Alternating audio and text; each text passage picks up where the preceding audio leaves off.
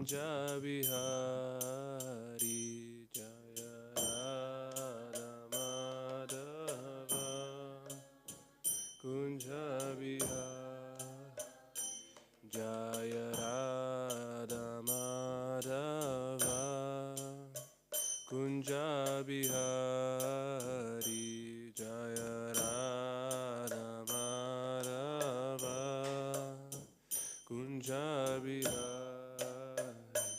Jaya Gopi Jana Vallabha Girivaradari Jaya Gopi Jana Vallabha Girivaradari Jaya Gopi Jana Vallabha Girivaradari Jaya Gopi Jana Vallabha Girivaradari Yashodanandana Vrajajana Ranjana Yashodanandana Vrajajana Ranjana Yashodanandana Vrajajana Ranjana Yashodanandana Vrajajana Ranjana Yamuna Tira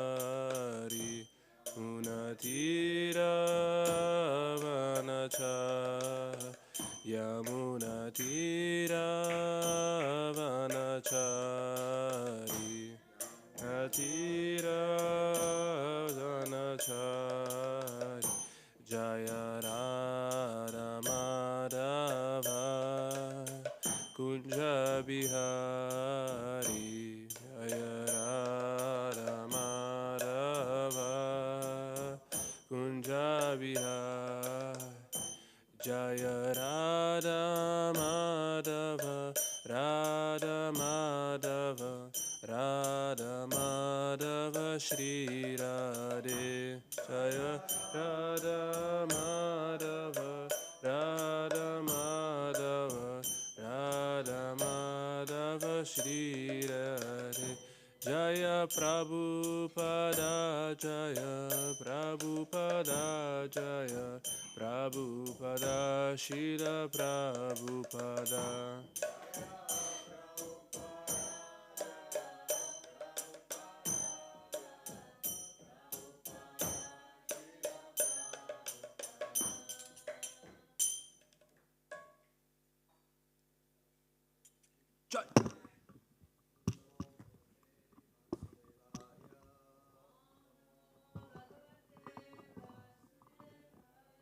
Om Namo Bhagavate Vasudevaya.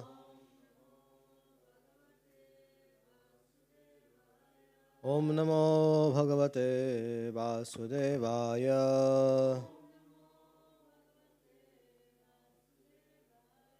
Narayanam Namaskrityam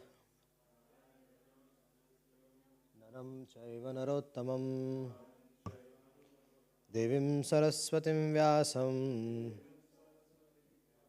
Tato Jayat Mudirayet Nashta Prayeshu Bhadreshu Nityam Bhagavata Sevaya Bhagavati Uttama Shlokir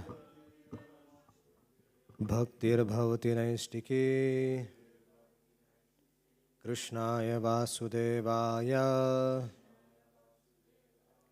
Devaki Nandanaya Cha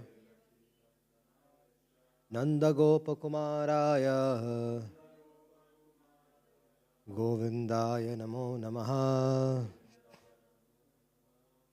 Janmadiyasya yatanvayaditaratas charteshva bhignaswarat Tene brahmaradhayadi kavaye muyanti yat suraya Tejo vari mradam yatha vinimayo yatra tresargo mrisha dhamna svena sada nirasta kuhakam satyam param dhimahi dharma projita kaitavatra paramo निर्मत्सराणां सतां वेद्यं वास्तमत्र वस्तु शिवदं तापोत्रयन्मूलनं श्रीमद्भागवते महामुनिकृते किं वा पररीश्वरः सद्यो हृदयावृद्ध अत्र कृतिभिः शुश्रूषुभिस्तक्षणात् निगमकल्पतरोर्गलितं फलं शुकमुखादमृतद्रं वसंयुतं पिबत भागवतं रसमालयं मुहुरवो रसिका भुवि भावुका ॐ अज्ञानतिमिरान्धस्य ज्ञानाञ्जनशलाखया चक्षुरुन्मीलितं येन तस्मै श्रीगुरवे नमः मुखं करोति वाचालं पङ्गुं लङ्घयते गिरिं यत्कृपातमहं वन्दे श्रीगुरुं दीनतारिणं परमानन्दमाधवं नमो विष्णुपदाय कृष्णपृष्ठाय भूतले श्रीमते भक्तिवेदान्तस्वामिन्निति नामिने नमस्ते सरस्वतीदेवे गौरवाणी प्रचारिणे निर्विशेषशून्यवादी पाश्चात्यदेशतारिणे नित्यानन्दमहं नौमि सर्वानन्दकरं परं हरिनामाप्रदं देवमवधूताशिरोमणिम् आनन्दलीलामयविग्रहाय हेमाम्बदिव्यछविसुन्दराय तस्मै महाप्रेमरसाप्रदाय चैतन्यचन्द्राय नमो नमस्ते। जय श्री कृष्ण चैतन्य प्रभु नित्यानंद श्री अद्वैत गदाधर शिवासादि गौर भक्तवृंद। हरे कृष्णा कृष्णा कृष्णा हरे हरे हरे राम राम राम हरे हरे। हरे कृष्णा कृष्णा कृष्णा हरे हरे हरे राम राम राम हरे हरे। हरे Krishna Krishna Krishna Hare Hare Hare Ram Ram Ram Hare Hare.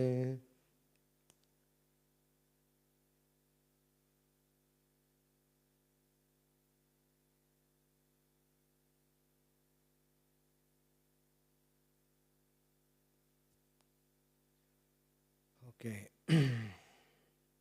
So beginning with the 8th canto. We have started the Bhakti Vedanta course. Bhakti Vaibhav got over yesterday. 6 cantos. We started with Bhakti Vedanta.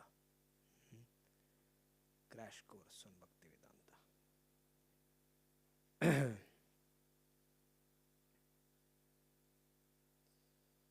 So,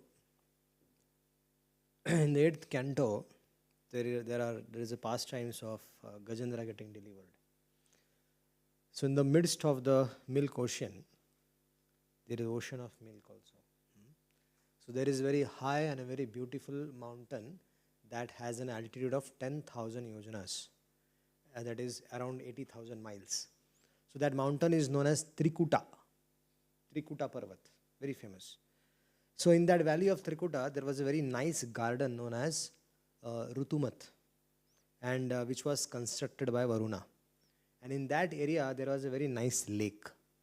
And so what happened, Gajendra, who was very powerful elephant, and he had a very big family, So he was with everyone, all the his wives and children and their brothers and all their wives and everybody, they all were, roaming in that valley, and they all decided that let us go and take a bath, have some water sports.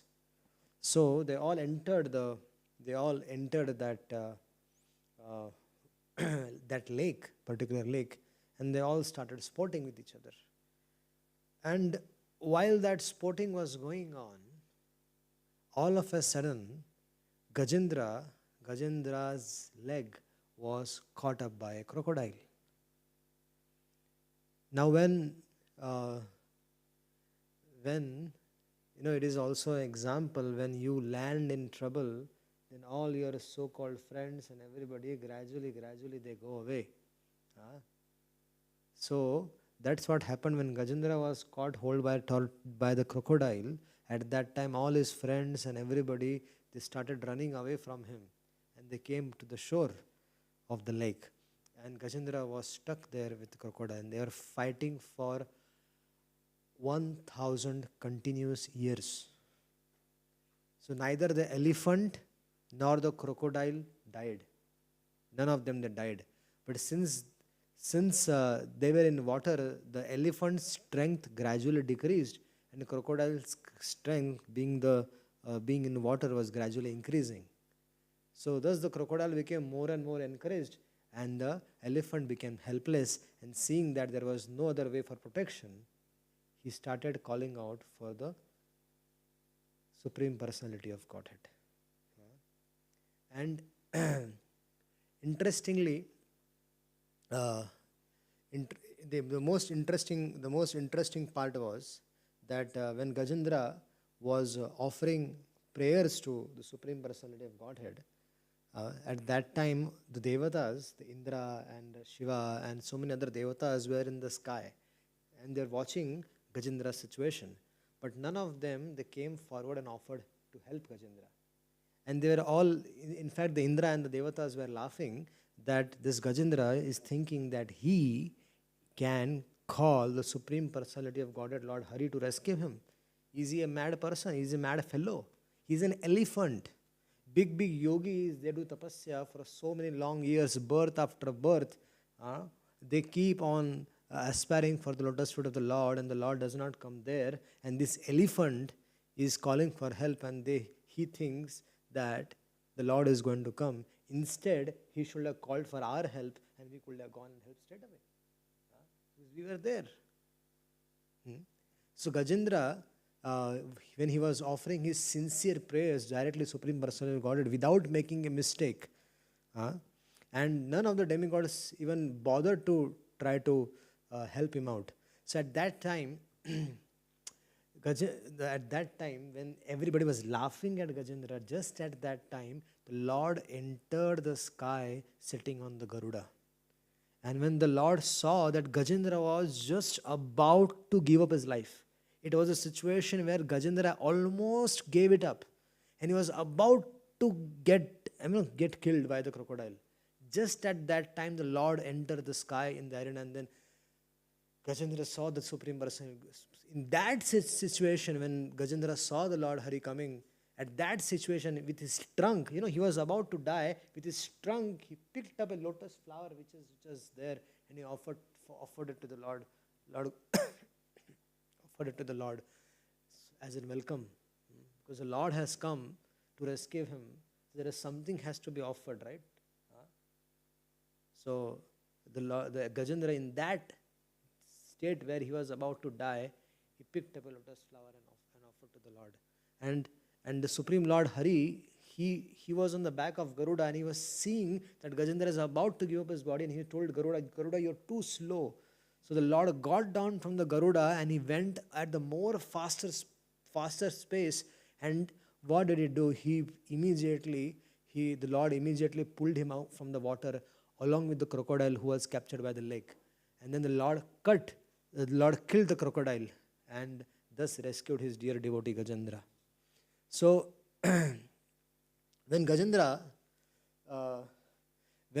by the mercy of the Lord, he became the associate of the Lord of Vaikuntha, he got 4 hands, and this achievement he got called as Sarupya Mukti. He got Sarupya Mukti, and he received a spiritual body exactly like that of the Narayana. And in the previous birth, Gajendra was a great devotee of the Lord. There was a king named Indradumna. So this king Indradumna was a very great and respected king. He was a king of the Tamil country, and he was following Vedic principles nicely. He was the king.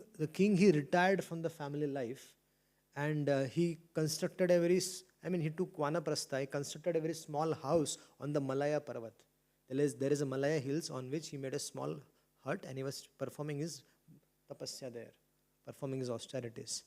Now, in that Malaya hills, Agastya Rishi also used to stay.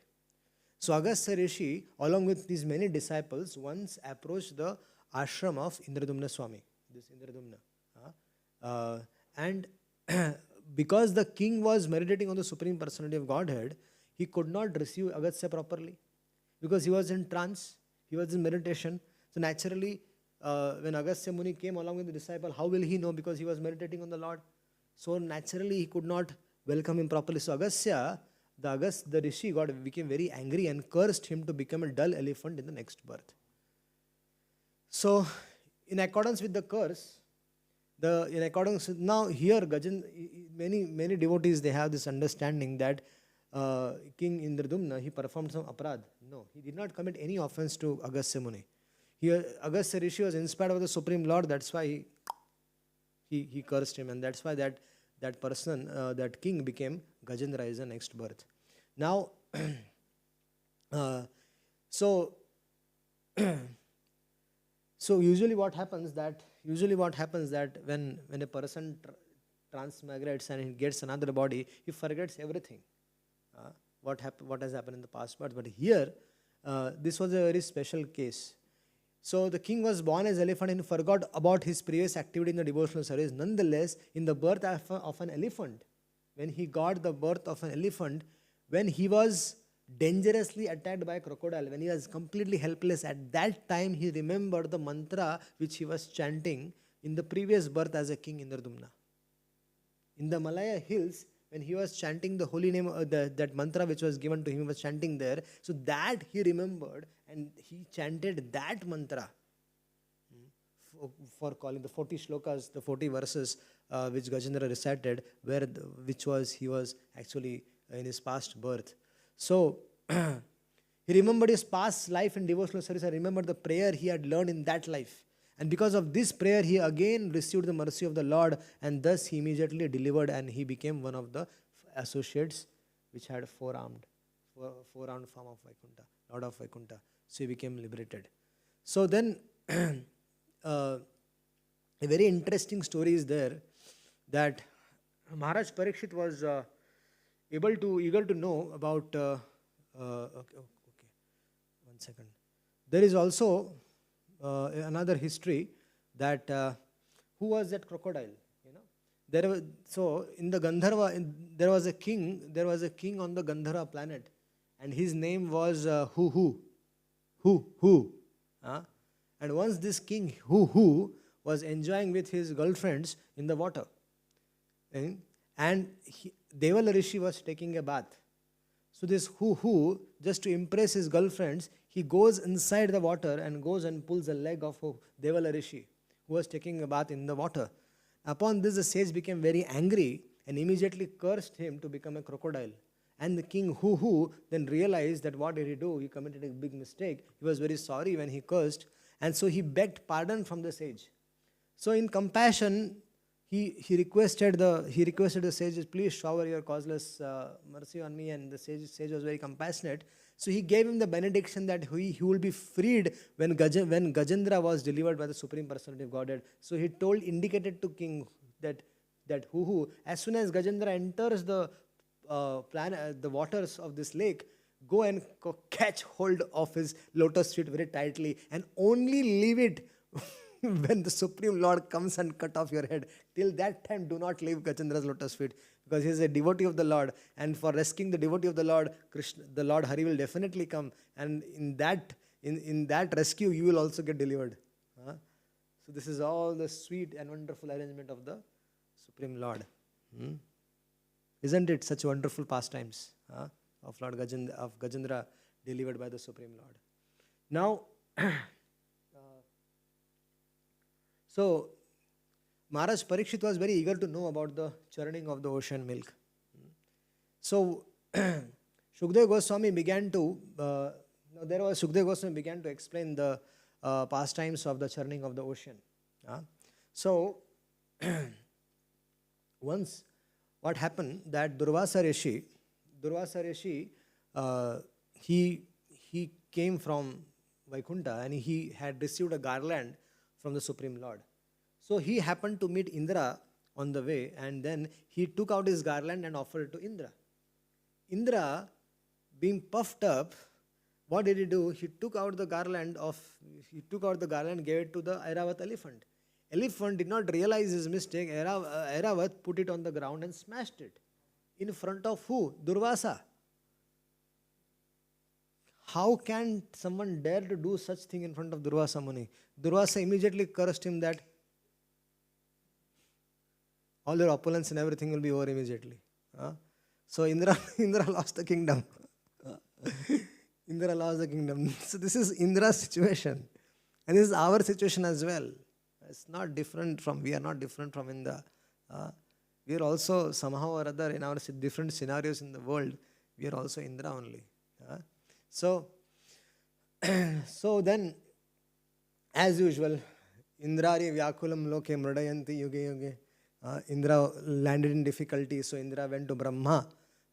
And Brahma went, along with all the demigods, they all went to Shirodakshai Vishnu, Shvetadvip. And there everybody offered prayers to the Supreme Lord. Shiva, Brahma, Indra, everybody offered prayers. And then the Supreme Lord, he reciprocated. And he told Lord Brahmaji that, he gave appropriate instructions to all the demigods. And so Supreme Lord known as Ajita, he advised the demigods that now it is a time for churning the milk ocean. So you have to go to meet Bali Maharaj and give him a proposal that India and Pakistan are going to work together for it. The demons and the devatas, they are going to work together for the churning of the ocean of the milk. India and Pakistan are the enemies. That's why I just cracked a joke. So the demons and the devatas, they are going to work together. And the Indra said that, do you think, my dear Lord, the Bali Maharaj will accept this proposal? You just go and tell Bali Maharaj that it's my desire and they will accept it. So Indra goes to Bali Maharaj, gives the proposal. The Lord wanted that both of us together we should work and churn the ocean of milk. So, and the Lord told that the rope will be the biggest serpent Vasuki, and the churning rod would be the Mandra, and the churning rod will be the Mandrachal mountain. And initially the poison will come out from the churning, and it will be taken by Lord Shiva. So, and then after many things will come out, and gradually will distribute each of them with the demigods and the demons. So, after advising the demigods in this way, the Lord disappeared from the scene. Now, the demigods established, the Indra and all the devatas, they went to meet Bali Maharaj, gave a proposal that this is the proposal the Lord wanted, that all of us should work together, which is very good. So the demons and the demigods agreed. Principally, they both agreed, and both of them, they started the process for the churning the ocean of milk. So what did they do? They took the Mandrachal mountain with them. But because the Mandrachal mountain was so heavy that the demons and demigods put together cannot lift it. So they became fatigued, and while making an attempt to lift that mountain, it even got smashed, and many of the devatas and the demons died in that process. And so then they all prayed to Supreme Personality of Godhead. The Lord Vishnu came there on the back of Garuda, and by his mercy, he brought the demigods and demons both back to life. Supreme Lord, by his glance, he brought even demons also back to life, not just the devatas. And then the Lord lifted the Mandrachal mountain with one of his hands and put it on the back of Garuda. And then the Lord sat on the mountain. Then the Lord sat on the mountain and was carried to the spot where the churning was supposed to happen. And the mountain was placed near the sea. And then the Lord asked Garuda to leave, because unless Garuda is there, Vasuki is not going to come. So the Lord asked Garuda to go, and Vasuki came there. So when Vasuki came there, there was again a disagreement between the devatas and the demons, who will hold the tail or the mouth of Vasuki, because they had to churn. So they had a discussion and this and that, and finally the devatas were very intelligently, the Lord arranged such a way that that the demigods and the demons both were churning the rod. So by the expert arrangement of the Lord, the demons started holding the snake of the mouth, and the devatas, they started holding the tail of the mouth, tail of the snake, Vasuki. And then with great endeavor, they began to pull the snake in both the directions. Kharar, kharar, kharar. They were, so because the churning rod, the Mandarachal mountain was very heavy and was not supported by anything on the water, what happened? It sank in the ocean. The Mandarachal mountain sank in the ocean. And in this way, the prowess of both the demons and demigods became vanquished. So they both of them were disturbed. Now the whole process, now how to do, what to do.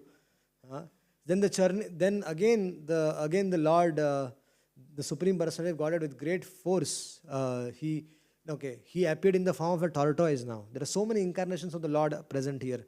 Lord Ajita is there, Then now the Lord is coming in the form of a tortoise. So, and he supported the Mandarachal mountain on the back. Then the churning rod began with the great force. So the Lord, tortoise was down. On it, the Mandarachal mountain was kept. Now finally there was and on the top of that, Lord Ajita was there. And the demons and the demigods were both churning the milk ocean. So, as a result of their churning, a huge poison came out from that. And everybody started looking at Lord Shiva, that dear Lord Shiva, it's your turn. So the Lord has told that Lord Shiva will take. So Lord Shiva went and took the poison and he drank it. But he did not swallow it entirely. He just kept it in his neck. And that's why his neck became blue in color. And that's why his name is called as Nilakantha.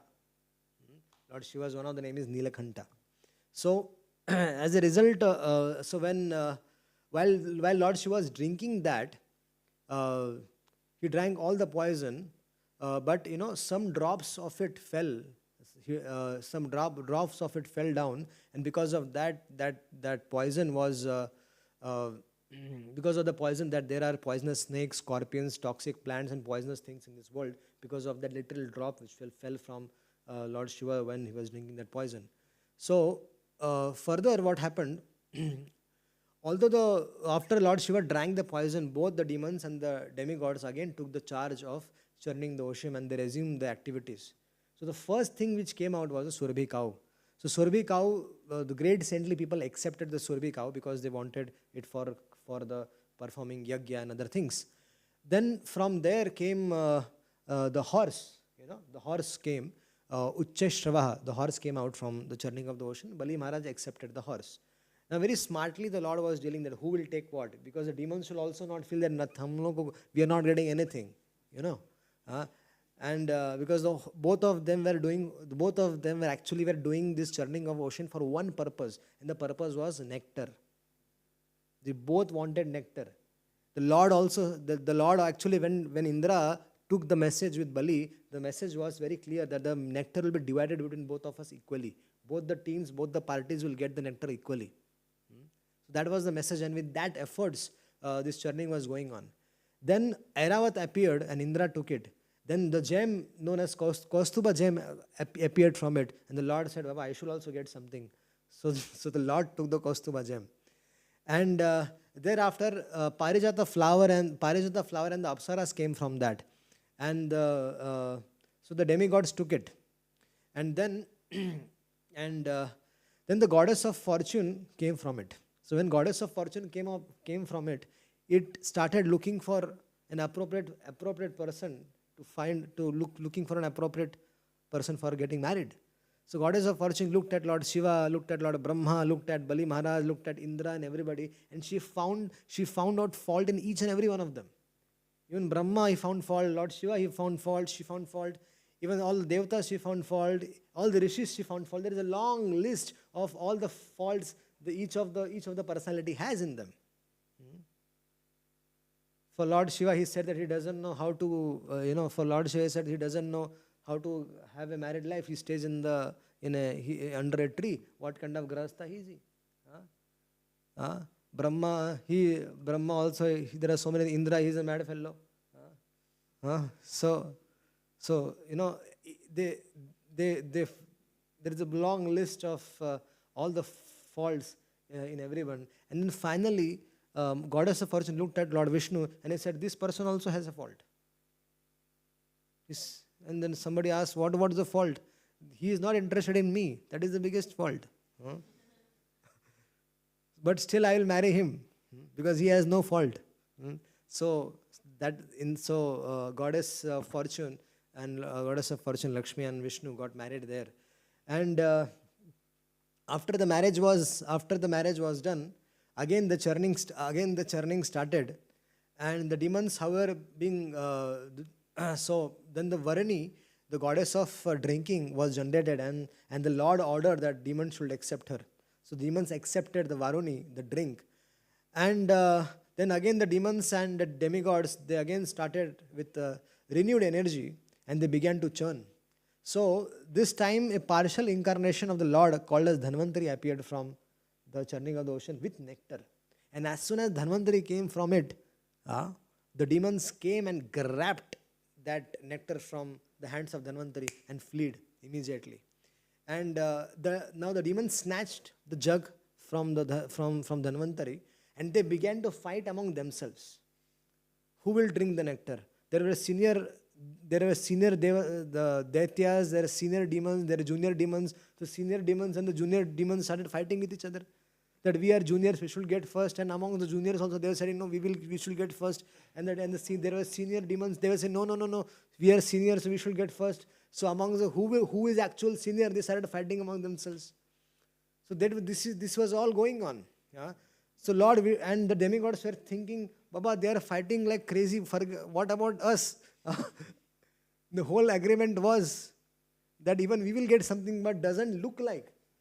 So the Lord pacified them. Don't worry, we will do something, will happen.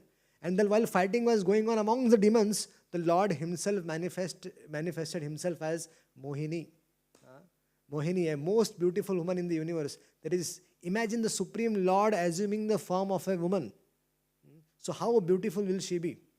So when the demons were having the possession of the container of the nectar, an external beautiful woman appeared, and she went straight to the demons. Now all the demons became so captivated by the young woman's beauty and became so attached to her that all the fight stopped suddenly. And because everybody wanted a Mohini, now nectar is secondary. The nectar of the pot of nectar was secondary aspect now. Oh, chodo gaya bhad mein. So the first aspect was, their first target was the Mohini. They wanted a Mohini who will Mohini marry, or who can marry Mohini. Now that was the topmost agenda now. Now because the demons were fighting on themselves to produce nectar, they selected this beautiful woman now. They said that they took this pot of nectar and said, oh Mohini, take this nectar and you decide who will drink the nectar first. We leave it up to you. She said, are you mad, fellow? All of you. Why are you believing a woman?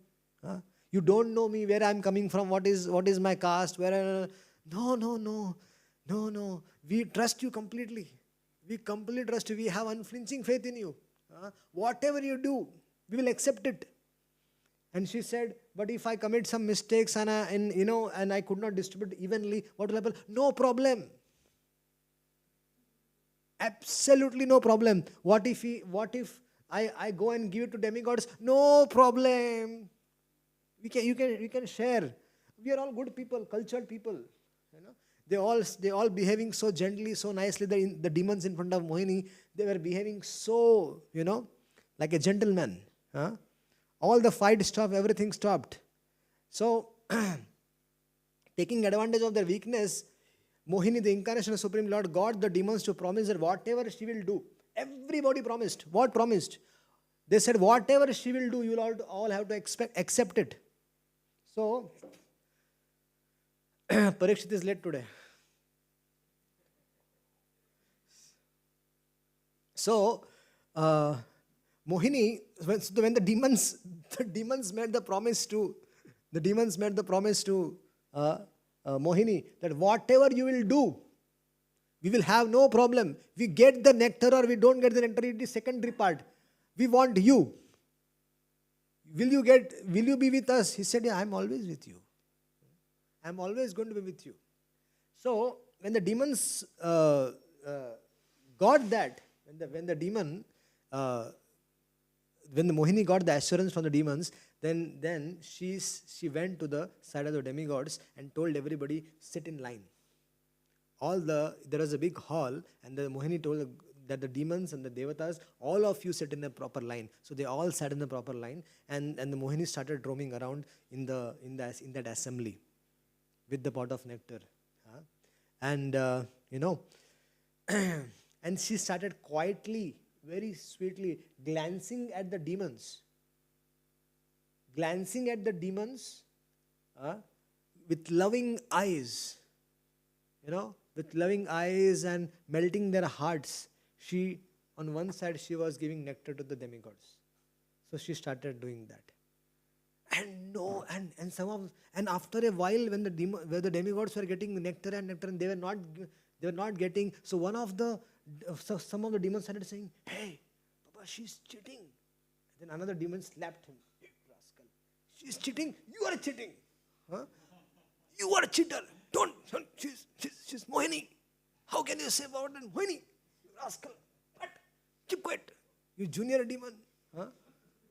Whatever is happening, let it happen. What is your problem? This is nectar of devotion." So, but one of the demons, Rahu, he could not resist. He said that I cannot resist, Baba. I am here for we all underwent a lot of tapasya. We carried the Mandarachal mountain, this and that. We churned it so many times, and then now the nectar has come. So we should get it. But only the devatas are getting. And I am sure this Mohini is not from our side. She's cheating with us. So what did Rahu do? Rahu went and sat in between the sun god and the moon god. And so, Rahu. Bas kar yaar. So when the Supreme Personality of God understood that Rahu is cheating, Mohini immediately took out Sudarshan Chakra and cut off the head of Rahu. But Rahu already had drank. Rahu already had drank the nectar, because the Lord wanted that Rahu should drink it. Otherwise, how is it possible? It is not possible that Mohini will not recognize Rahu. But Rahu drank, and when Sudarshan Chakra cut off his head, the bottom part and the top part became separated, and he still remained alive. So that became Rahu and Ketu. So after the demigods finished drinking the nectar, the Supreme Personality of Godhead assumed his original form, and then he left. The job is over. The nectar was distributed to all the demigods. So the Supreme Lord, he left the arena. Now what happened? Now the demigods and the demons churned the milk to get the nectar from it. Right? Demigods got it, demons did not get it. There is a lesson to be learned from this. Whatever efforts one do in the world, if it is, you might do lot of endeavor, a lot of effort to get success in the world, material life, right? But one will not get the success unless the Lord sanctions it. You might do here the demons and the demigods both performed their duties for churning the ocean of milk. The only difference between both of them was there any difference between the efforts? No. The efforts were equal, but only difference was the demigods were inclined towards devotion service. I mean, they were performing devotion to Lord Vishnu, and the demons were atheistic people. So that was the difference. except Bali Maharaj. But in general, I'm talking about. So in the world, what you do doesn't matter. The result, if you want to achieve success in the world, then only Lord can give that success. And even if you are not supposed to get, as a devotee or practicing devotee, if you want that nectar of the material world, the sense enjoyment also, and even if you're not destined to get it, then the Lord will come and give it to you. The Lord will come and give it, just like Mohini came and gave the nectar to the devatas. So the Lord will come and give it to you. So that's how the Lord takes care of his devotees. So then, so when the demons could not derive any profit, so after feeding the nectar to demigod, Lord Vishnu returned to his abode. But the demons were most aggrieved, and again they declared a war against the devatas. Bali Maharaj, headed the son of Virochana, became the commander-in-chief of the demons, and they attacked the devatas. So there was a big battle, Devasur Sangram. It is very famous, Devasur Sangram, that the demons and the devatas. Prabhu, better don't do this. You can be outside or be here. Either choose one. Don't disturb me. So the demigods, so the devatas and the demons were fighting with each other, and so the demigods, finding no recourse, they again went to the Supreme Personality of Godhead and again sought help, because the demons were defeating the devatas. And then the Supreme Lord came and started killing the demons, and that's how the demons like Kalanemi, Mali, Sumali, Malyavan fought with Supreme Personality of Godhead, and they got killed. So when the Lord entered the battle, Indra also got strength. And then what did Indra do? Indra, with the thunderbolt, killed Bali Maharaj. Bali Maharaj died. Bali Maharaj died. And then when Bali Maharaj died, Jambasura, his friend, came for the rescue of Bali Maharaj. But Indra cut off even the head of Jambasur, and that way a lot of demons were killed. There was a demon called as Namuchi, and Indra tried to kill Namuchi with the same Vajra, but Namuchi was not getting killed, because Namuchi had a blessings that he will be killed only by a weapon which is neither wet neither dry. So Indra used a weapon of foam. He created a weapon of a foam which is neither dry neither wet, and it killed Namuchi. So in this way, the battle was actually won by the devatas, and the devatas got back the kingdom. So here what happened, Bali Maharaj died, so many demons died, but body of the Bali Maharaj was intact. So some of the demons took the body of the Bali Maharaj and went to Shukracharya. And Shukracharya knew the science of Mrita Sanjeevani. Mrita Sanjeevani science is how? What is the science? If the body is intact, if the body is not cut into pieces, if the body is intact, then with the help of Mrita Sanjeevani Vidya, that person can be brought back to life. So that's how Bali Maharaj again got life. He came back to life. And he realized that Bali Maharaj realized that Shukracharya has brought him back to life. And so he was indebted to him. So he started serving Shukracharya by making him as his life and soul. He served him wholeheartedly. He pleased Shukracharya to that extent that Shukracharya said that Shukracharya manifested himself in Bali Maharaj. When a spiritual master is pleased with a disciple, he has access to his wealth, his spiritual wealth. He has access to Krishna. So here Bali Maharaj pleased Shukracharya to that extent that he was completely available to Bali Maharaj. All his strength was available to Bali Maharaj. So then Shukracharya performed a Vijitashva Yagya.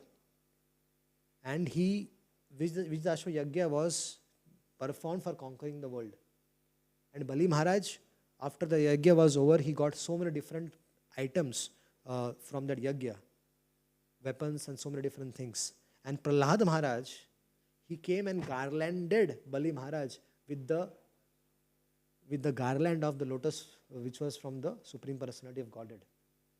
So that Bali Maharaj got a strength from Prahlad Maharaj. So Bali Maharaj circumlated Prahlad Maharaj, circumlated Brahmana, circumlated Guru Shukracharya, and he, with all the demonic team of his, he went and attacked Indra.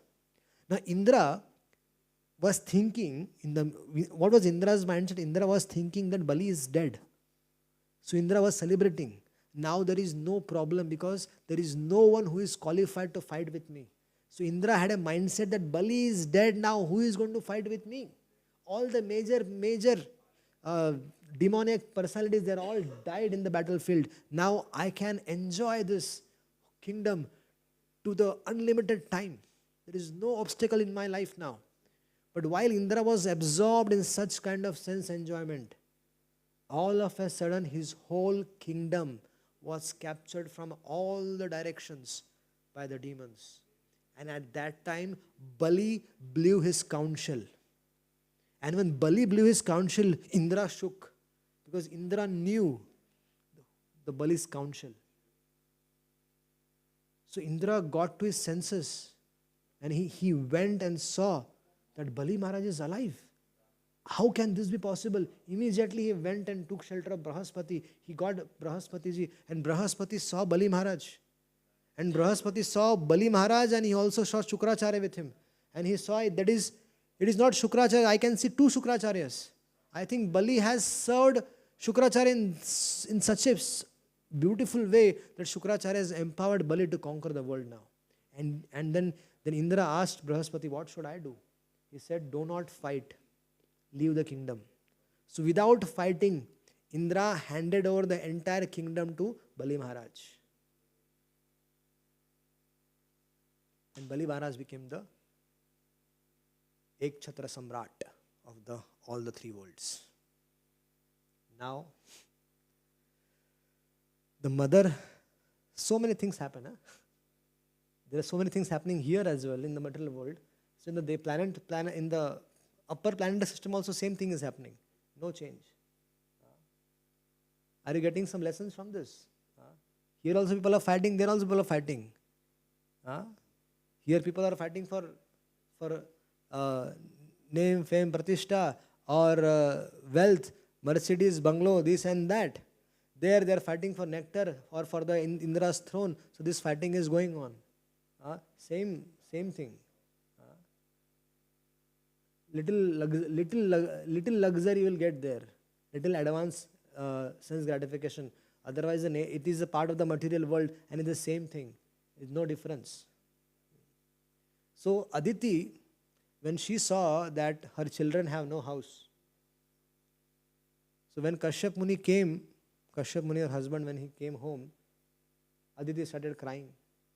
That look, my children have no home. You are the father, do something. He is the father of Bali Maharaj also, he is the father of Indra also. But Aditi said, no, you have to do something for my children. They are homeless, this and that. She started crying, ho. Please do something. So Kashyap Muni said, okay. You perform a sacrifice. You perform a sacrifice called as Payovrata. So it is a 12 days sacrifice. So Mother Aditi, she performed 12 days of sacrifice. She learned all the process. For 12 days, she should be only staying on milk. And in the 12 days, she pleased the Supreme Lord Hari. And Lord Hari manifested in front of her. And she offered her prostrated dandavats to the Lord and prayed, say, my dear Lord, please help my sons. And the Lord said, because you have rendered you have rendered devotional service to me, I am very pleased with you. So I promise you, I will get back the kingdom from Bali Maharaj to your children. But she said, no, I want you should kill him. He said, I cannot kill him. I cannot kill Bali. What you want, your purpose will be sorted out. So then the Lord came as Vamanadev. That's where the Lord took birth as Vamanadev, as a dwarf incarnation. And little Vamanadev, little Brahmana, started walking towards Bali Maharaj, because Bali Maharaj was... Now what happened? Bali Maharaj got the kingdom, right? But Bali Maharaj got the kingdom without the required piety. So Shukracharya engaged Bali Maharaj in performing 100 Ashwamedha Yagyas. Because after 100 Ashwamedha Yagyas, one becomes qualified to become Indra. But Bali Maharaj took the post of Indra by force. But now he needs a qualification. So Shukracharya immediately engaged in the process. 99 sacrifices were done. The last was going on. And that time, so in the meanwhile, Aditi pleased the Lord agreed, and he came as Vaman. Became Upendra, the brother of Indra. And Vamanadev started walking to their assembly where Bali Maharaj was performing his 100th Ashwamedha sacrifice. And when Vamanadev was entering that arena, as if hundreds of suns put together, that effulgence was coming out from this Brahmana's body. And all of a sudden, when he entered the arena, all the Brahmanas and everybody, they stood up. Everybody stood up, seeing, wow, what a effulgent Brahmana is. And then even Bali Maharaj stood up, and Bali Maharaj went to this Brahmana and welcomed him. Shukracharya immediately understood something is wrong here. That there's something or other is wrong here. And Shukracharya was doubtful. He was not convinced that this is Vishnu. He was doubtful initially. So Bali Maharaj went and said, what do you want? You are here at Bali's door. What do you want? So there was a discussion between Vamanadev and Bali Maharaj. Bali Maharaj was saying that you want a beautiful girl for marriage, you want villages, you want cities, you want opulence, you want cows, what do you want? Little boy said, what will I do with all these things? I just want 3 paces of land. And Bali Maharaj said, 3 paces of land? Of your feet or my feet? And Bali Maharaj, no, the Vamandev said, no, my feet. No, I just want 3 paces of land from my feet. And Bali Maharaj was saying, you're coming, my dear boy, you're coming to Bali. Bali is ruling the whole world at the moment. And you are asking from me 3 paces of land. I don't want that once you come to me, again if you have to go and beg tomorrow at someone's house, I don't want this. That's why whatever you want, you should get from me, become satisfied, so that you don't have to beg. You can live happily. And then Vamanadev gave a very nice pravachan to him, that satisfaction is the key of success. I am satisfied with 3 paces of land. What is your problem? When Vamanadev said the 3 paces of land, Shukracharya's tubelight burned. He immediately realized, Baba, this is Vishnu. 3 paces of land means immediately he realized, Trivikrama form, Shukracharya realized, and he thought that he is going to take away everything. He is going to take away everything. And immediately he stopped, Bale! Before you do any sankalpa, please take a note. This is Vishnu himself. And he has come to take away everything from you. These 3 paces of land, he is going to take all the 3 worlds from you. Be careful, don't give him anything. Bali heard the instructions of Gurudev, Shukracharya. And then he had a debate with his Guru. That Guru who gave him everything, now Lord Vishnu is coming at the door. Bali wants to give whatever he desires, and the Guru is telling, the spiritual master don't give. And Shukracharya is telling, are you nonsense? You rascal Bali. You should know that you should never give everything in charity. You should always keep something for your householder life, for your emergencies, for your children, for the Brahmanas. Because he knows if everything goes, even he will also not get anything. Shukracharya. he will also not get anything. What dakshina he will get from the yajna? He performed 100 yajnas. Well, he will not get dakshina, and the last yajna, everything is going away. So Shukracharya is thinking, oh, even I will not get anything. So all these calculations he tried to stop and convince Bali that Bali, don't give. So Bali was thinking, the Bali is a devotee. Now, why is Bali a Mahajan? Why Bali is a Mahabhagavat? You should know this. Although he was staying with the demons, you should know this. Although he was staying with the demons, was the leader of the demons, but he was the greatest of the Vaishnavas. He was one of the 12 Mahajanas. Why? You should know that. We should know that. Because how the seed of devotion was planted in his heart by Prahlad Maharaj. That seed was planted by Prahlad Maharaj. And that seed took the form of a tree. The seed took the form of a tree. And the fruit of that tree of devotion is that Vaman Dev has come today personally to meet Bali Maharaj. He does not have to go looking for Bali. He did not have to go looking for Vishnu. Vishnu personally has come to meet Bali. Getting the point?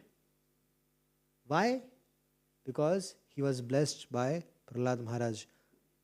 By Prahlad Maharaj's mercy, today Bali, externally you might see that Lord Vishnu has come to take away everything. But internally what is happening? By the mercy, causeless mercy of Prahlad Maharaj on Bali Maharaj, today Bali was getting darshan of the Supreme Lord. And he is coming and begging from Bali Maharaj. And so, keeping in mind all these calculations, Bali Maharaj thought that if I don't give him, anyway he's going to take everything. Because after, he will kill me and take away everything. So let me give him everything and take the credit. At least I'll be glorified that I gave everything to Lord Vishnu. So there, Bali Maharaj, he did sankalpa. He did the sankalpa that I will give the 3 pieces of land to Lord Vaman Dev. And rejecting Shukracharya's instructions. And as soon as the sankalpa was done, this little boy started to expand.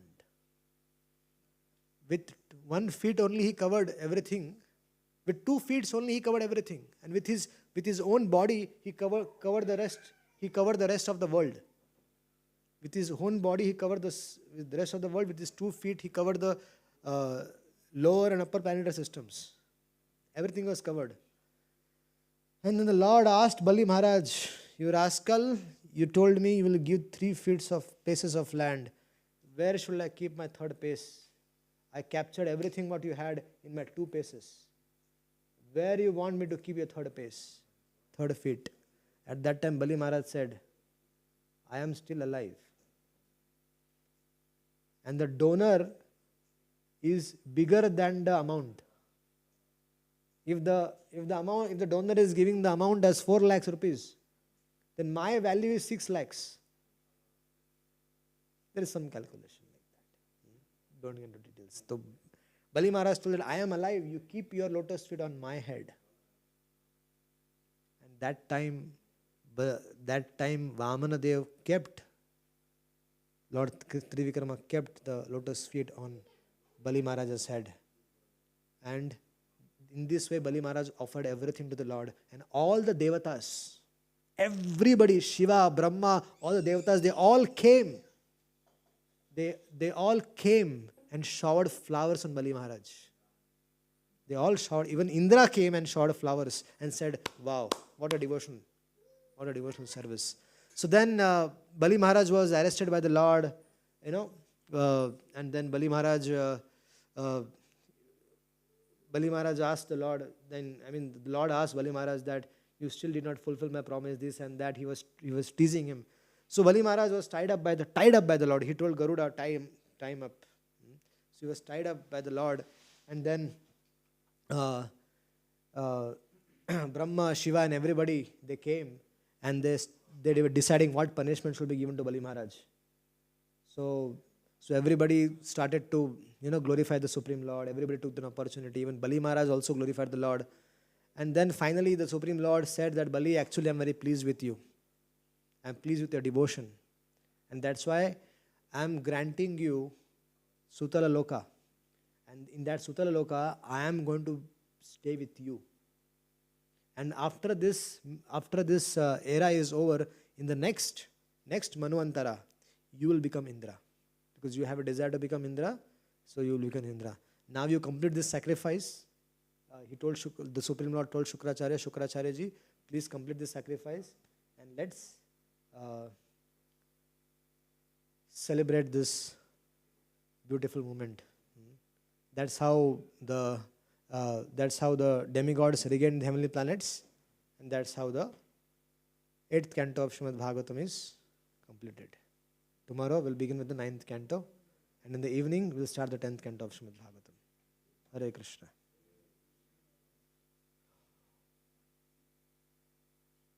Yes, Prabhuji.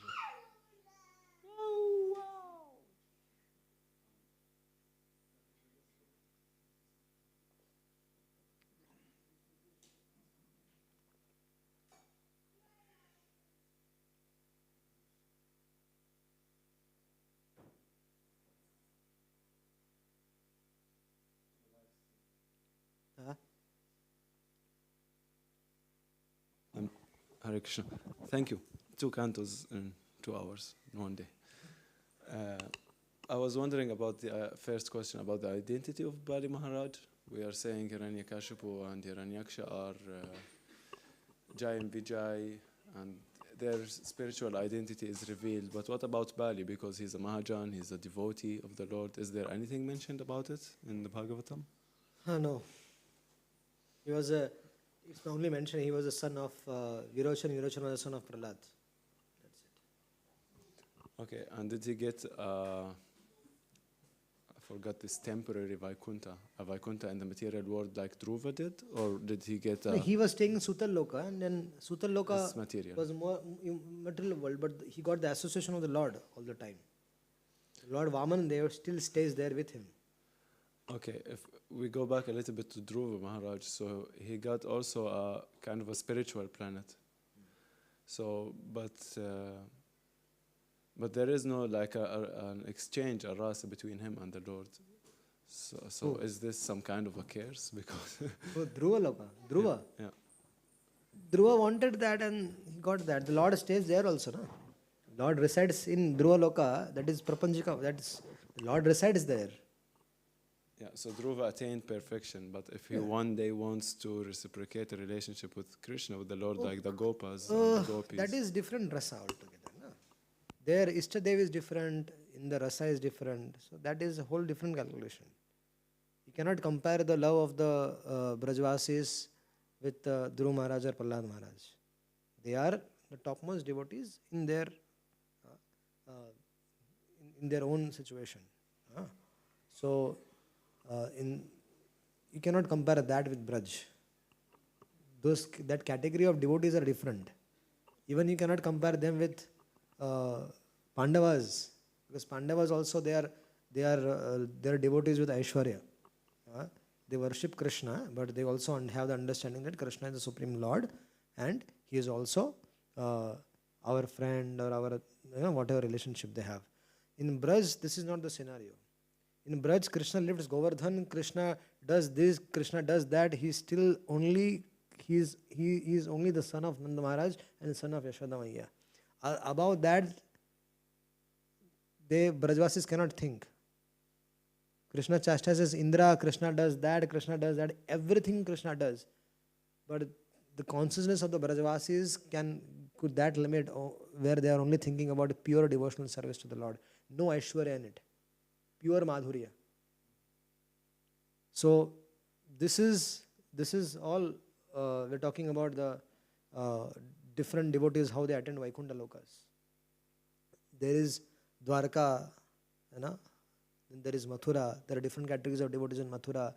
Then Dwarka, there are different categories of devotees. Then we come where the Vrindavan Vasis come. So it's all a different ball game altogether. Okay, there are different categories of devotees. Okay, if you read Brahad Bhagavatamrit, then all these things get cleared up. Who is the topmost amongst all the devotees?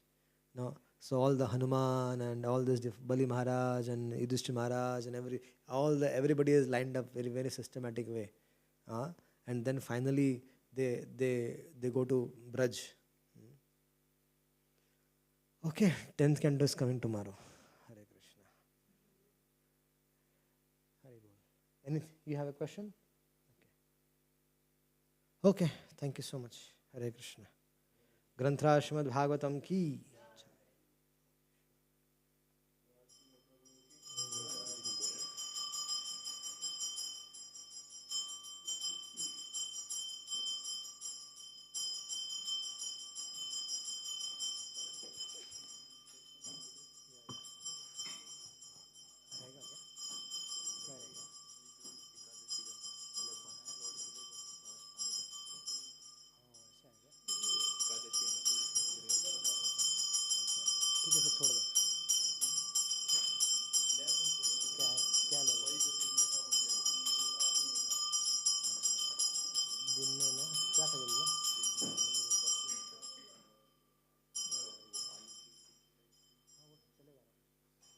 यही खा लेता हूँ, ये भी होगा ना, तो मैं वही खा लेता हूँ.